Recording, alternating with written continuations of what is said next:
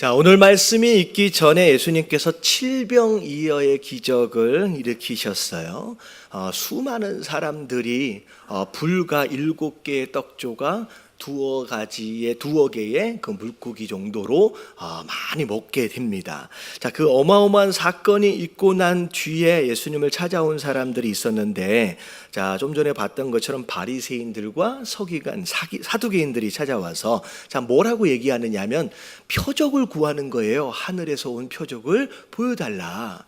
그랬더니 예수님이 말씀하신 게 뭐냐? 자, 날씨도 구분할 줄 알면서 종교 지도자들이라고 하는 사람들이 시대를 분별할 줄 모르냐, 시대의 표적을 구별할 줄 모르냐라고 하면서 오히려 책망을 받게 되는 상황이 벌어졌어요. 자, 그리고 나서 예수님께서 지금 사역하시고 계시는 현장들이 지금 갈릴리 호수 주변 마을에서 지금 예수님께서 사역을 하고 계시거든요. 그래서 제자들과 함께 배를 타시고 갈릴리의 건너편으로 지금 이제 건너가려고 배를 타고 건너가시는 거죠. 자, 오늘 말씀은 배를 타고 건너가고 계시는 그 배 위에서 제자들과 함께 나누는 대화 가운데서 일어난 일이다라고 이제 생각하시면 되겠습니다. 자, 오늘 말씀의 전체적인 주제는 아마 이렇게 정리를 하면 될 것 같아요. 다 같이 한번 읽어볼게요. 시작. 바리새인과 사두개인의 누룩을 주의하라. 자, 이게 전체적인 내용의 이제 주제인데, 자, 이 말씀을 제가 준비하면서 몇 가지 우리가 짚고 넘어가야 할 내용들이 좀 있어서 둘로 좀 나눠서 우리 함께 말씀을 나누도록 하겠습니다. 그래서 이번 주는 이 내용들 안에서 이 가르침을 받고 있는 제자들에 대한 상태를 먼저 함께 말씀을 나누고요. 그리고 이제 다음 주는 부흥 집회가 있으니까 그 다음 주에는 두 번째 시간으로 예수님께서 주의하라고 하시는 이 누룩이 자, 구체적으로 무슨 의미가 있느냐라고 하는 거에 대해서 다음 시간에 함께 나누도록 하겠습니다. 자, 그래서 오늘 내용은 가르침을 받고 있는 제자들의 상태를 함께 나눌 텐데, 자, 오늘 하나님께서 주시는 메시지 첫 번째 내용이 뭔지, 자, 1번, 자, 같이 한번 읽어보도록 할게요. 다 같이 시작. 한심한 제자들도 쓰임 받을 수 있다. 자, 오늘 내용을 쭉 읽어보다 보면 제자들의 모습이 나오는데, 제자들의 모습을 보면 어떤 마음이 들어요? 참 뭐하다, 참 한심하다라고 하는 생각이 들 수밖에 없습니다. 제자들이 사실은 예수님을 오랫동안 따라다녔어요. 마치 학교를 다니는 것처럼 아침에 등교하고 뭐 저녁 때 하교하고 어떤 이런 상황이 아니라 그냥 거의 3년 정도를 지금 예수님과 먹고 자고 하면서 쭉 따라다니고 있거든요. 그럼에도 불구하고 아직도 이런 모습들을 참 보면서 한 답답한 마음이 좀 들어져요. 그래서 이제 제자들이 보여주고 있는 이런 한심한 모습들을 제가 몇 가지로 좀 생각을 해보니까, 자, 1번서부터를 볼게요. 자, 다 같이 시작. 준비성이 부족한 제자들. 자, 오늘 말씀 5절을 보니까 예수님이 제자들과 함께 배를 타셨는데, 자, 제자들이 뭘 잊어버렸대요? 그 떡 가지고 오는 것을 잊어버렸어요. 여러분, 제자들이 한두 명이 아닙니다. 지금 몇 명이에요? 지금 12명이 함께 모여서 다니는데 그냥 우왕좌왕 할 뿐이지 뭘 어떻게 해야 되는지를 분별을 잘 못해요. 그래서 심지어 뭐도 부족하느냐? 준비하는 것마저도 부족한 것들이 이 제자들의 현재 상황입니다. 그리고 자, 오늘 두 번째를 보면, 자, 같이 한번 읽어봅니다. 시작. 말귀도 못 알아듣는 제자들. 네, 제자들 참 답답한 게, 오늘 하나님 예수님 말씀하실 때 바리새인과 사두개인의 누룩을 주의하라라고 말씀하시는 것은, 여러분, 이거는 영적인 이야기거든요. 근데 이 제자들은 그 영적인 이야기에 대해서 계속 뭘로 알아듣고 있느냐? 먹는 떡으로 알아듣고 있다는 거죠. 그럼 지금 3년을 따라다녔는데 아직도 이렇게 말귀도 못 알아듣고 있는 이 제자들의 상황들 우리가 또 볼 수 있고요. 자, 세 번째 같이 한번 읽어봅니다. 시작. 실수투성이 제자들. 예, 예수님의 제자들은 가는 곳마다 실수를 해요. 우리가 이제 마태복음을 쭉 살펴보고 있는데 전의 이야기들도 한번 보세요. 안식일 날 이삭을 비벼 먹으면 돼요, 안 돼요? 원래 안 되는 걸로 유대인들은 정해놨어요. 모르고 있는 게 아니거든요. 근데 그걸 또 안식일날 비벼 먹다가 바리새인들에게 들켜가지고 스승되어진 예수님을 참 곤란하게 만드는 게 이 제자들의 모습이에요. 자, 어떤 경우도 있냐면 여러분, 밥 먹기 전에 손 씻는 것은 애들도 알거든요. 근데 다 큰 어른들이 밥 먹기 전에, 심지어 이것을 전통으로까지 정해놨음에도 불구하고 이걸 손을 안 씻고 밥을 먹다가 또 바리새인들에게 또 걸려서 예수님을 난처하게 만드는 이 제자들의 모습을 보면 참 실수가 많은 사람들이다라고 하는 것을 우리가 알게 됩니다. 자, 네 번째를 보면, 자, 제자들이 어떤 사람이었느냐 같이 한번 읽어볼게요. 시작. 기도도 못하는 제자들. 여러분, 예수님은 기도를 많이 하시는 분이에요. 때가 있을 때마다. 그래서 일이 있기 전에 일이 있고 난 뒤에 항상 기도를 하셨던 분이에요. 그래서 예수님이 어떻게 기도하셨다라고 성경은 기록하고 있느냐? 습관을 따라 기도하셨다. 어떻게 보면 예수님이 제자들에게 기도하는 본들을 상당히 많이 보여주셨음에도 불구하고 마지막 겟셋마네 동산에서 기도할 때 모습을 보세요. 예수님은 계속 기도하시는데 제자들은 그 시간에 뭐하고 있어요? 잠만 자고 있어요. 졸고만 있는 거예요. 3번이나 와서 깨우고 있는데도 불구하고 계속 자고 있는 모습들을 보면서 참 그 기도도 못하는 제자들. 자, 5번째. 자, 다 같이 시작. 비겁한 제자들. 예수님이 잡히시던 밤에 여러분, 몇 명이나 옆에 남아 있었어요? 다 도망갔잖아요. 그 스승을 버리고 다 도망갔어요. 조금 의리 한번 지켜본다고 멀리서 쫓아왔던 이 베드로라고 하는 제자는 나중에 닭 울기 전에 몇 번이나 3번이나 예수님을 부인하고 저주하기까지 하는 이런 모습들을 보면서 사실 솔직히 말해서 기본적인 뭐도 없어요. 의리도 없는 사람들이 참 이런 제자들이에요. 자, 마지막으로 6번째. 자, 다 같이 시작. 믿음도 부족한 제자들. 여러분, 믿음도 참 부족했어요. 예수님께서 십자가에 못 박혀 돌아가시기 전에 내가 죽지만 내가 3일 만에 어떻게 된다? 다시 살아날 것이다, 부활할 것이다 라고 그렇게 누차 말씀하셨음에도 불구하고 예수님이 실제로 돌아가신 다음에 부활에 대해서 기억했던 제자들은 그 12명 중에 단 한 명의 제자도 없었다는 거예요. 오히려 생각해 보세요. 예수님이 부활할 것이다 라고 이야기한 거에 대해서 기억했던 사람들은요, 제자들이 아니라 누구였어요? 오히려 바리새인들과 대제사장들이 그런 얘기를 했대요. 그래서 뭐 했어요? 그들이 군사들을 데려다가 무덤 앞을 지키고 있다는 거예요. 오히려 심지어 부활했다라고 하는 소식을 전함에도 불구하고 끝까지 잘 믿지 않았던 것이 제자들의 모습이에요. 여러분, 이 제자들의 한심한 모습을 쭉 보면서 제가 곰곰이 생각해 보니까 우리의 모습하고 별로 다를 게 있어요, 없어요? 다를 게 없어요. 제가 이제 한심하다 그러니까 우리보다 더 못한 것 같이 보이지만 여러분들 스스로 인정해 주시길 주님의 이름으로 축원합니다. 이게 우리의 모습이잖아요.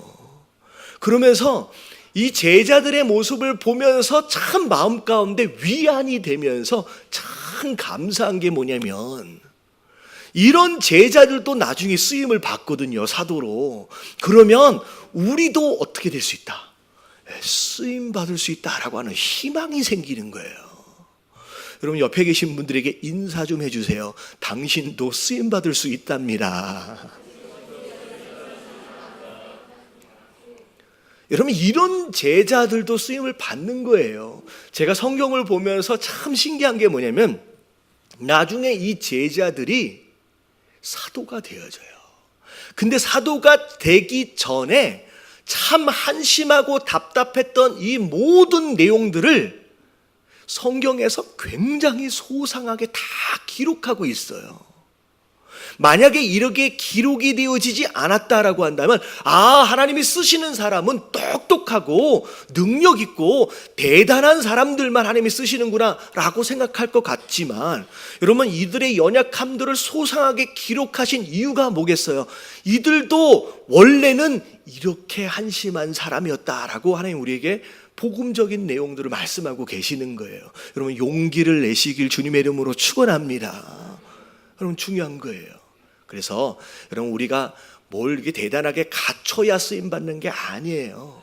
여러분 이런 사람들도 쓰임 받을 수 있다라는 거예요. 자, 근데 중요한 게 두 번째인데, 자, 다 같이 한번 읽어볼게요. 자, 다 같이 시작. 누구나 쓰임 받을 수 있지만 아무나는 아니다. 네.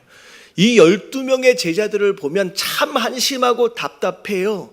그래서 이런 사람도 쓰임 받을 수 있구나, 누구나 쓰임 받을 수 있구나 라고 생각할 수 있지만, 여러분 12명이 다 쓰임 받은 게 아니었어요. 그 중에 한 명은 낙오가 되어집니다. 여러분 누구였어요?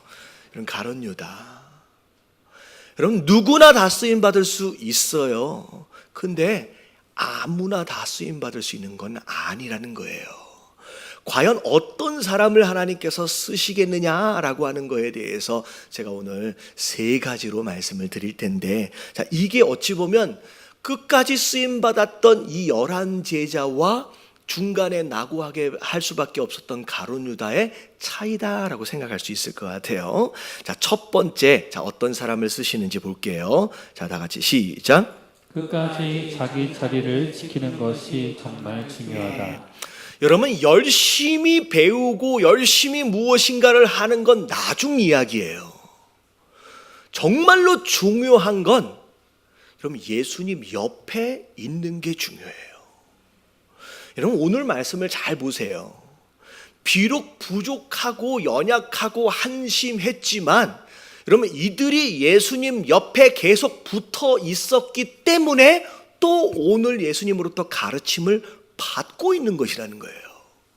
중요한 건 뭐냐면 열심히 하는 것도 중요하지만 내가 지금 있어야 할 자리를 지킬 줄 아는 것이 훨씬 더 중요한 이야기예요.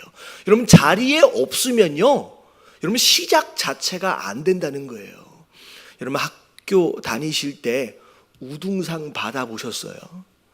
여러분 우등상은요 특별히 공부를 잘하고 똑똑한 불과 몇 %의 아이들만 받는 거예요. 그렇죠?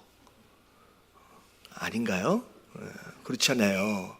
뭐 쉽게 받을 수 있는 건 아니에요. 근데 여러분 우등상은 못 받아도 머리가 조금 안 돼서, 하지만 조금만 뭐 하면 개근상은 받을 수 있잖아요. 여러분 신앙생활을 하면서 우등상 받는 것도 중요하지만 여러분 신앙생활은 우등상보다 뭐가 더 중요하다? 여러분 개근상이 훨씬 더 중요합니다. 여러분 나중에 한번 보세요. 잠깐 뛰어난 머리 가지고 있는 사람 하나님 쓰시지 않아요. 끝까지 있어야 할 자리를 지켜낸 사람을 결국 하나님이 쓰세요. 자, 사단이 어쩌다가 사단이 됐는지 아세요? 여러분 사단이 사단되어짐의 이유를 보면 자 유다서 1장 6절에 나와요. 자, 다 같이 한번 읽어볼게요. 시작. 또 자기 주의를 지키지 아니하고 자기 처소를 떠난 천사들을 큰 날의 심판까지 영원한 결박으로 흑암에 가두셨으며. 여러분 사탄이 사탄 되어진 이유의 시작은 뭐 나쁜 생각을 했다, 나쁜 마음을 먹었다가 아니라 어디부터 시작돼요? 정해준 지위가 있어요. 지켜야 할 자리가 있었다는 거예요. 근데 이 사단이 그 자리를 지키지 않고 뭐 해버렸다? 떠나버렸다라고 하는 것으로 사단의 사단되어짐이 시작된 거예요. 그래서 사단은요 어떻게 해서든 우리 성도들을 유혹할 때 우리가 있어야 할 자리를 잘 지키지 못하도록 방해하고 유혹하는 거예요. 여러분 오늘 주일 예배 나오셨는데 여러분 오늘 아침에 나오실 때 엄청 고민했던 분들이 계실 거예요. 내가 교회를 갈까? 날씨도 이렇게 좋은데? 그리고 교회를 꼭 나갈 때마다 꼭 부부끼리 또 싸움이 일어나. 애들끼리 또 부딪혀가지고 꼭 심란한 그런 일들이 일어나요. 그래서 사단이 이런 거예요. 우리 성도가 반드시 지켜야 할 자리는 예배의 자리인데 이 예배의 자리를 꼭 지키지 못하도록 그렇게 방해를 놓는 거예요. 왜냐하면 그가 자기 자리를 지키지 않음으로 사단이 되었기 때문에 그를 닮은 사람을 만들기 위해서 그렇게 이 자리를 지키지 못하도록 하는 거예요. 옆에 계신 분들에게 인사 한번 해주세요. 오늘도 승리하셨습니다. 네. 여러분, 이게 사단의 전략이에요. 평소에 아무 일도 일어나지 않다가 왜 예배 전에 왜 이런 일이 일어나는지를 보라는 거예요. 왜 예배 전에 이렇게 싸우는 일들을 만드는지 보라는 거예요. 여러분, 이게 영적인 거예요. 이 사단의 유혹이라는 거예요.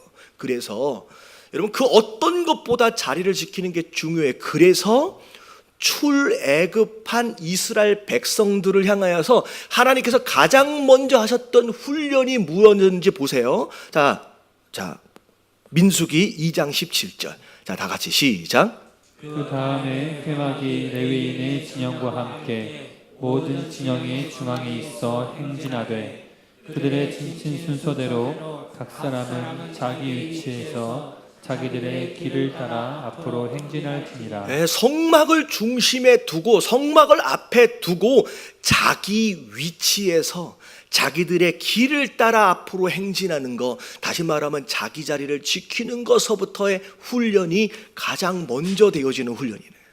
그래서 여러분, 남자분들이 군대를 가보면, 여러분 군대 가서 적들하고 싸우면 총을 잘 쏘는 게 굉장히 중요할 것 같지만, 여러분 군대 들어가는 신병들이 가장 먼저 하는 훈련이 총 쏘는 훈련, 사격 훈련이 아니에요. 무슨 훈련부터 시작해요? 제식 훈련부터 시작해요. 여러분, 총 쏘는 게 중요할 것 같지만 군인이 배워야 할 가장 중요한 첫 번째 훈련은 내가 어디 써야 하느냐라고 하는 것을 아는 것, 그 자리를 지키는 것이 가장 중요한 거라는 거예요. 그 자리를 지키는 게 너무 중요합니다. 그런데 여러분 잘 보세요. 여러분, 군대를 다녀오신 남자분들은 다 느낄 거예요. 이 신병은요, 사회에서 뭘 하다 왔는지 상관이 없이 신병은 신병 티가 나요. 사회에서 막 머리도 막 기르고 막 뭐예요? 페피라 그러잖아요. 멋있게 아무리 하고 다녀도요, 신병이 딱 들어와 가지고 처음 군복을 입혀나면요, 너무 촌스러워. 똑같은 군복을 입혀놔도요, 그냥 신병은 신병 티가 확 나요. 근데 신기하게 여러분, 짬밥이라는 게 얼마나 무서운지, 여러분 한 달, 두 달 지나가면 이 신병기라는 게 슬슬 빠지면서 멋있어집니다. 별로 잘 모르세요? 군대 안 갔다 오셨네. 한번 보세요. 여기 주변에, 우리 김포 주변에 해병대들 되게 많거든요. 딱 보면요, 뒷모습만 봐도 아, 이거 신병이구나, 아, 이거 고참이구나, 딱 티가 딱 나요. 여러분, 짬밥이 얼마나 무서운지, 여러분 교회를 다닐 때 여러분, 이게 짬밥이 되게 중요한 거예요. 여러분, 열심히 하는 것도 중요하지만 여러분, 자리를 끝까지 한번 지켜보세요. 여러분, 이게 다듬어져 가, 성숙해져 간다라고 하는 거, 여러분 자리를 지켜보시길 주님의 이름으로 축원합니다. 그래서 하나님의 역사하심이 언제 일어날지 몰라요. 자리를 지키는 게 너무 중요한데, 제가 오늘 이 말씀을 준비하면서 곰곰이 묵상을 하다가 그 생각이 나는 거예요. 여러분, 이 제자들이 이렇게 복음서에 보면 되게 한심하고 답답하잖아요. 근데 나중에 사도행전에 가면 완전히 뒤집어지면서 전혀 다른 제자들이 되거든요. 진짜 사도가 되거든요. 어떤 사건 때문에 뒤집어졌는지 혹시 아세요? 사도행전 1장 보면, 2장까지 보면, 오순절날 마가의, 이게 좀 나와주세요. 오순절날 마가의 다락방에서 뭐가 임해요? 성령이 임해서, 여러분 그것 때문에 이 사도들이, 이 제자들이 완전히 뒤집어지거든요. 근데 곰곰이 생각하다 그 생각을 해봤어요. 자, 오순절, 자 6월절서부터 며칠 지나간 거예요? 50일 지나간 거예요. 오순이니까. 근데 자, 예루살렘에 모여서 기도하라라고 말씀하셨는데, 자, 49일째까지 기도했어. 근데 하필이면 50일째 친구랑 약속이 있었던 거야. 그래서 그때 친구를 만나러 딱 갔던 그 사람, 여러분 그때 자리에 없었잖아요. 그러면 성령 받아요, 못 받아요? 이게 무슨 얘기인지 모르시겠어요? 딱 그때만 빠진 거예요. 그래서 갔다가 왔더니 다 뒤집어졌어요. 자기만 못 받았어. 여러분 이런 사람 되지 마시길 주님의 이름으로 축원합니다. 여러분 언제 임할지 몰라요. 언제. 그래서 제가 어떤 목사님한테 무슨 얘기를 들었냐면 20년 전에 텍사스에 부흥 집회를 가셨대요. 근데 그 텍사스의 친구 목사님인데 작은 교회야. 그래서 청년들이 한 열댓 명 되어지는 가운데 어른들 다 모아놓고 뜨겁게 부흥 집회를 했는데 진짜 성령 충만해서 은혜가 있었대요. 근데 하필이면 그때 그 열댓 명 되어지는 청년들 가운데 딱 한 사람만 못 나온 거야. 그게 누구였냐면요, 그 청년부 회장이 못 나왔어요. 여러분 회장이면 그들 가운데 제일 열심히 있는 사람이고 제일 믿음 있는 사람이 회장 되잖아요. 그렇죠? 그렇죠. 예. 이게 질문을 할 때 답을 해주는 것이 맞는 거예요.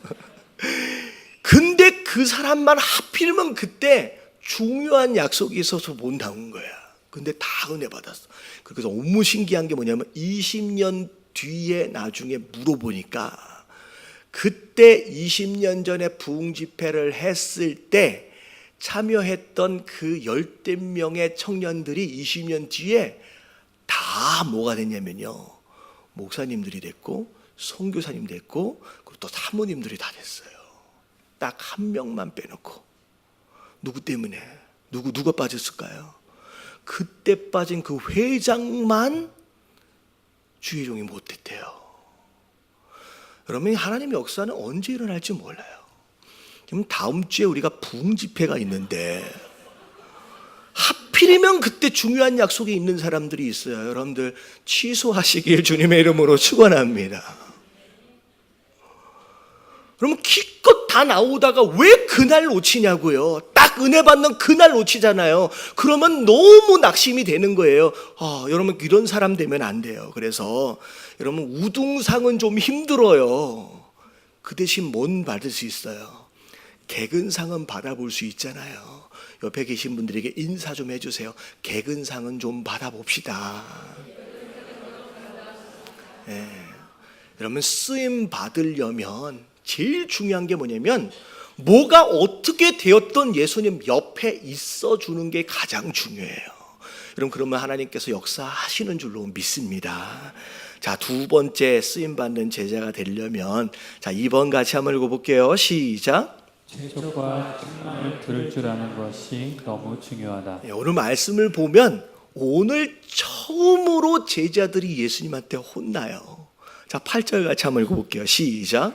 예수께서 아시고 이르시되 믿음이 작은 자들아 어찌 떡이 없으므로 서로 논의하느냐. 그러면 예수님이 이 사건 이전에는 단 한 번도 제자들에게 싫은 소리를 한 적이 없어요. 수많은 실수들이 있었음에도 불구하고 제자들에게 직접 뭐라고 말씀하시지 않아요. 근데 오늘 처음으로 책망하신 거예요. 자 보세요. 어찌 내가 말한 것이 떡에 관한 것이 아닌 줄 깨닫지 못하느냐라고 처음으로 혼나는 거예요. 나중에 보면요, 전에 우리가 보면 오병이어 기적을 보면 수많은 무리들이 있었잖아요. 여러분 무리들은 예수님이 친절하게 이제 집에 가주세요 라고 얘기하는데 제자들은 어떻게 하셨대요? 재촉하셨어요. 그럼 예수님께서 내 삶을 향하여서 무엇인가에 대하여 재촉하시는 것이 있고 무엇인가에 대하여 책망하시는 것이 있다라고 한다면 이제 내가 뭐가 되어져 가고 있다? 제자가 되어져 가고 있다라고 생각하시며 감사하시길 주님의 이름으로 축원합니다. 여러분 재촉함이 없이 책망함이 없다라고 하는 것은 아직 우리가 누구라는 거예요? 여러분 무리라는 거예요. 여러분 무리는요 많이 모여도 그냥 거품이에요. 조금만 생각이 다르고 조금만 힘들어지면요 거품은 쫙 빠져버려요. 여러분 끝까지 끝까지 남는 사람은요, 무리가 아니에요. 뭐예요? 제자예요. 보세요. 예수님 못 박히실 때 보세요. 무리들은 모여서 내가 생각했던 메시아가 아니니까 호산나 호산나 불과 며칠 전에 찬양해 놓고서 그야말로 뭐가 돼버려요? 예수님을 향하여 십자가에 못 박아라 라고 주장하는 자들이 되어버려요. 이게 무리의 특징이에요. 여러분, 제자가 되어져야지 끝까지 남는 거예요. 여러분, 교회의 목적은요, 성도들을 많이 모아란 얘기가 아니에요. 뭘 삼아라? 제자 삼는 것이 교회의 목적이잖아요. 여러분, 우리가 제자 되어야 하는 줄로 믿습니다. 좀 교회를 나와서 1년, 2년 정도를 지나면 이제는 젖을 떼야 돼요. 부드러운 음식을 떼야 돼요. 언제까지 위로받고 언제까지 격려받고 칭찬하는 것으로 만족하겠느냐. 이제는 단단한 음식을 먹고 여러분 어른이 되어지고 제자가 되어져야 하는 줄로 믿습니다. 그래서 히브리서 5장 13절부터 14절까지 같이 한번 읽어볼게요. 시작. 이는 젖을 장하다 어린아이니 의의 말씀을 경험하지 못한 자요 단단한 음식은 장성한 자의 것이니 그들은 지각을 사용함으로 연단을 받아 선악을 분별하는 자들입니다. 네, 칭찬받는 것과 격려받는 것만 좋아한다라고 한다면 아직도 나는 어떤 아이다? 어린아이에 머물러 있는 거예요. 예수님 뭐라고 말씀하시나? 연단이 필요하대요. 단단한 음식도 좀 먹을 줄 알고 때로는 싫지만 힘든 소리도 들 줄 알아야 된다라고 하는 거예요. 여러분, 이 재촉하심이 있고 책망하심이 있을 거예요. 여러분, 이런 얘기가 들려질 때 여러분들 포기하지 마시고 끝까지 견뎌보시길 주님의 이름으로 축원합니다. 자, 마지막 쓰임받는 제자들. 자, 마지막 3번입니다. 시작. 순종만큼 중요한 것은 없다. 여러분, 뭐니 해도 중요한 게 뭘 것 같아요? 여러분, 순종이에요. 여러분, 복음서의 이 제자들을 보면 참 부족한 게 많아요. 그럼에도 불구하고 순종했기 때문에 제자가 됐어요. 예수님의 제자가 되고 싶어 했던 사람들이 많았습니다. 근데 그들이 다 제자가 되었던 건 아니에요. 왜냐하면 순종을 요구하실 때 그들이 여러 가지 이유와 변명들로 순종을 미뤘어요. 어떤 사람은 내가 제자 되고 싶습니다 라고 했더니 따라와라 라고 했더니 뭐라 그래요? 우리 아버지 장사 지내고 와야 합니다. 따라오라 했더니 우리 식구들에게 안부 인사 좀 해야 됩니다. 결국은 순종을 미룬 것으로 말미암아 제자 되어지지 못했어요. 그럼 제자는 하나님 앞에 쓰임받는다라고 하는 것에 있어서 가장 중요한 것은 순종을 잘하는 거예요. 그래서 사무엘상 15장 22절 말씀을 보면 자, 다 같이 한번 읽어봅니다. 시작. 사무엘이 이르되 여호와께서 번제와 다른 제사를 그의 목소리를 청종하는 것을 좋아하신 같이 좋아하시겠느냐. 순종이 제사보다 낫고 듣는 것이 수장의 기름보다 나으니. 네, 하나님이 기대하시는 우리의 예배의 열매가 뭐냐? 제사를 많이 드리고 예배를 많이 드리는 것 물론 하나님 기뻐하시지만 그 예배에 합당한 열매는 청종이래요. 예수님이 하나님 뭘 원하시는지를 잘 들어보라는 거예요. 그리고 내가 어떻게 순종해야 할지에 대한 열매를 삶을 통하여 맺으라는 거예요. 그래서 오히려 순종이 뭐보다 중요하다. 예배를 드리는 제사보다 중요하다라고까지 얘기하는 거예요. 결국은 예배의 목적, 예배를 왜 드리느냐라고 한다면 뭐 하기 위한 것이다? 순종하기 위한 거예요. 여러분, 오늘 예배가 끝나는 순간 여러분들 마음 가운데 내가 일주일 동안 이것에 순종해야 되겠구나라고 하는 마음이 없다라면 여러분은 이 예배가 굉장히 무의미한 예배가 되어버립니다. 이 예배를 드리고 나서 내가 여기에 순종해야 되겠구나라고 하는 결단들이 들어올 때 그럴 때 열매가 맺어지는 그 열매가 된 이 예배가 되어진다라고 하는 거예요. 여러분, 성도들의 많은 변명들 가운데 하나가 뭐냐면 하나님이 부르셔요. 이걸 해보지 않겠습니까? 그러면 꼭 이렇게 얘기하시는 분들이 계세요. 뭐 해볼게요? 기도해 볼게요. 여러분, 기도해 봐야 돼요. 근데 내가 기도해 볼게요 라고 변명하고 이게 변명이 되는 수가 있어요. 내가 진짜로 하나님 앞에 음성을 구하며 기도를 하는 건지 아니면 이걸 내가 해도 될까 하면 안 될까를 고민하고 계산하는 것을 기도라고 착각하고 있는지 여러분 분별하시길 주님의 이름으로 축원합니다. 여러분, 이거 계산해 보는 거예요. 내가 이걸 하면 내가 어디에서 손해가 있고 내가 이걸 끝까지 과연 할 수 있을까라고 하는 것을 고민하고 계산하는 것은 여러분 이거 기도하는 게 아니에요. 여러분, 이걸 기도라고 착각하면서 기도해 볼까요? 라고 생각하는 경향들이 있다는 거예요. 여러분, 이런 착각은 굉장히 위험한 착각이에요. 제가 미국에서 제가 사역을 할 때 이런 적이 있어요. 오래된 얘기인데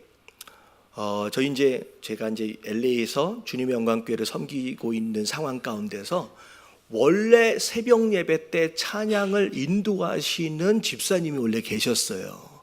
근데 그 집사님이 결혼을 하시고 나서 이제 아이를 낳아서 이 아이가 생기다 보니까 이제 새벽에 일찍 나오고 이렇게 하는 게 쉽지가 않은 거죠. 그래서 누군가가 대신 찬양을 인도해 줄 사람을 찾는데, 자, 누가 타겟이 됐냐면 제가 타겟이 된 거예요.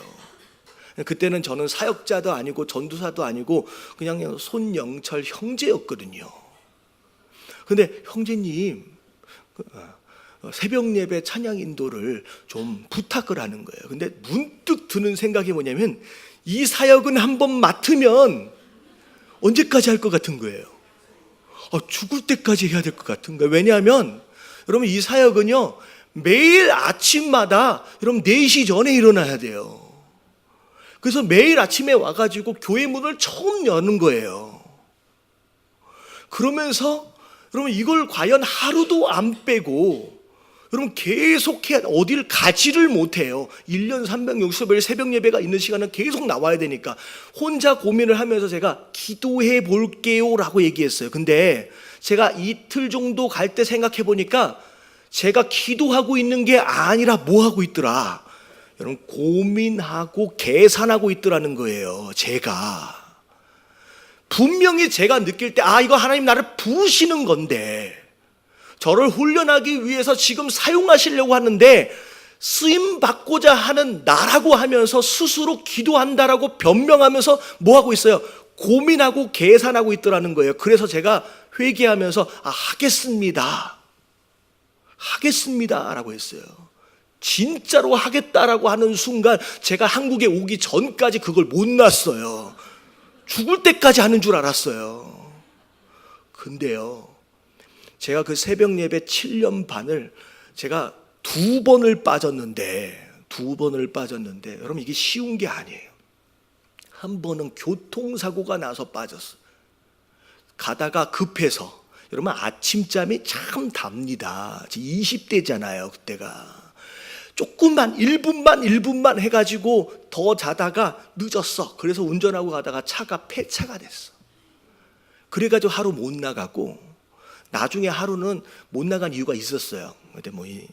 근데 제가 그것을 그 2번을 빠지고 다 지켜내려고 얼마나 애를 썼냐면, 여러분 제가 이게 멀쩡해 보이지만 이게 되게 시원찮아요. 건강하지 않아 별로. 그래서 뭐 시도 때도 없이 계절마다 한 번씩 다 아픈 것 같아요. 제가 1년에 감기를 한 10번 걸려요. 근데 제가 너무 몸이 아파가지고 제가 울면서 기어서 샤워를 하고 그리고 예배를 인도하러 간 적이 한두 번이 아니에요. 제가 한 번 경험은 진짜 너무 몸이 아파가지고 제가 앞에 서 있는 것도 힘들어서, 제가 그때 전도사가 아니었어요. 손영철 형제였어요. 그때는 간사였네, 간사. 앞에서 찬양을 인도하는데 그런 생각이 들어요. 이거 찬양 인도하다가 넘어지겠구나. 이러다가 쓰러지면 내가 순교인가? 막 그런 생각을 할 정도로 막 찬양을 인도하는데, 여러분 찬양을 인도하는데 너무 힘들어서 눈물이 나오더라고요. 그래서 이제 2곡을 인도를 하고 이제 내려가야지. 근데 저기에서 우리 전도사님이 이러는 거예요. 이유가 뭐냐면 종종 목사님들이 설교를 하실 목사님들이 깜빡 잘 들어서 못 나오시는 경우예요. 그럼 설교자가 없잖아요. 그러면 찬양 인도를 하다가 제가 기타를 놓고 와서 설교를 해야 돼. 근데 그날 하필이면 그날 이렇게 아무도 못 왔어. 그래서 제가 강단에 섰는데 다리를 보들보들 떨면서 제가 한 1분을 울었어요. 이게 왜 눈물이 나왔는지 모르겠어요. 서러워서 눈물이 나는지 모르겠는데 우리 권사님들이 앉아서 저희 왜 손 간사가 왜 저러고 울고 앉아 있을까라고. 그리고 나서 제가 설교를 하고 내려가는데 참 신기한 게 말씀을 전하고 있는 사이에 낫기 시작하더라고요. 내려갈 때는 멀쩡해서 내려갔어요. 누가 아팠냐고 거짓말하는 줄 알 거예요. 그렇게 새벽 예배 사역을 했어요. 그래서 여기까지 그냥 온 거예요. 여러분 고민하지 마세요. 여러분 계산하지 마세요. 하나님 명령하심이 있고 이거 나를 부르신 거구나 라고 느껴지시면 여러분 순종하시길 주님의 이름으로 축원합니다. 많은 사람들이 마켓 가서 물건 살 때는요, 여러분 지름신이라고 얘기하더라고요. 질러버렸대. 마음 가는 대로 그냥 사잖아요. 근데 왜 교회 안에 순종하는 것에서만큼은 왜 이렇게 신중한지 모르겠어요. 여러분 물건 살 때 좀 신중히 사시고요. 여러분 여기에서는요, 교회에서는 신중해지지 마세요. 여러분 내 정신으로 하면요 아무 일도 못해요. 여러분 교회에서는 정신을 좀 빼놓고 누구 정신으로? 여러분 그게 성령 충만이에요. 내 정신으로 일하는 게 아니에요. 여러분 부르심에 응답하시고 순종하심으로 여러분 쓰임받는 저와 여러분들 되시길 주님의 이름으로 축원합니다. 여러분 이게 옆에 계신 분들에게 마지막으로 인사 한번 해주세요. 제발 좀 신중해지지 좀 맙시다. 시작. 여러분 신중해지기 시작하면 여러분 선교 못 나가요. 계산하기 시작하면 전도 못 나가요. 아무것도 못 해요. 하나님 명령하심에 그냥 순종해 보십시오. 제가요 7년 반 동안 새벽 예배 사역하고 나서 제가 어떻게 됐게요? 제가 골병이 들었어요. 제가 어깨 수술했고요, 무릎 수술했어요. 이게요 잠을 못 자면요 그런 느낌 아세요? 뼈에서 국물이 나가는 느낌이 들어요. 골병 들었어요.